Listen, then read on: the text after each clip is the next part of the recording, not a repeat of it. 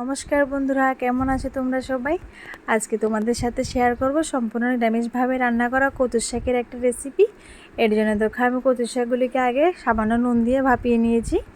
এরপর কড়াইতে তেল গরম করে ফোড়নে দিলাম শুকনো লঙ্কা আর 5 ফোড়ন। এগুলো একটু ভাজা ভাজা করে নিয়ে দিয়ে দিলাম নারকেল কুচি আর কোরানো নারকেলগুলোকে আমি ভালো করে একটু ভেজে নেব। এরপর দেখো দিয়ে দেব আগে থেকে সিদ্ধ করে রাখা কচুর শাকটা। তোমরা কে কী কচুর শাক খেতে ভালোবাসো অবশ্যই কমেন্ট করে জানাবে, আর কে কীভাবে রান্না করো এটাও জানাবে।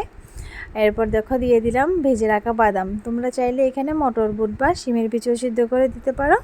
আমার ঘরে বাদাম ছিল তাই বাদামটা দিয়েছি। এরপর দেখো দিয়ে দিলাম মাঝখান থেকে চিড়ে রাখা কাঁচা লঙ্কা। এগুলো আমি কিছুক্ষণ সময় কষিয়ে নিয়েছি। এরপর দেখো যখন জলটা শুকিয়ে গেল আমি দিয়ে দিলাম হলুদ গুঁড়ো। এরপর দেখো দিয়ে দেবো স্বাদ মতো নুন আর দেবো চিনি।